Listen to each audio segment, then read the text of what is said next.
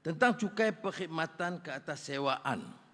Ini memang jadi masalah kerana dari 0 naik 8. Jadi rakan-rakan Jemaah Menteri banyak mengusulkan supaya boleh teruskan cukai tapi minta dikurangkan. Tapi seperti sudah tahu dalam sistem percukaian negara, minimum semua 6%.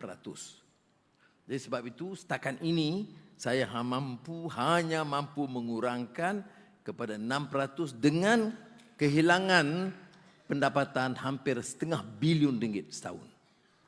Ya. Jadi minta ada pahaman tentang perkara ini.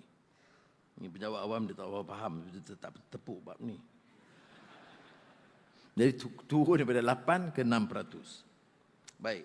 Cukai perkhidmatan ke atas sewaan juga dikecualikan atas PMKS dulu RM500,000. Tapi kita tengok ada syarikat kecil itu kenakan cukai itu membebankan perniagaan mereka. Kita naikkan RM1 juta.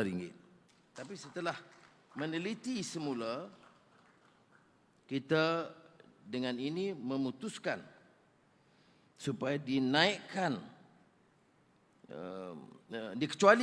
dikecualikan atas PMKS dengan nilai jualan tahunan dari RM500,000 ke RM1 juta dan sekarang yang pengecualiannya sehingga RM1.5 juta.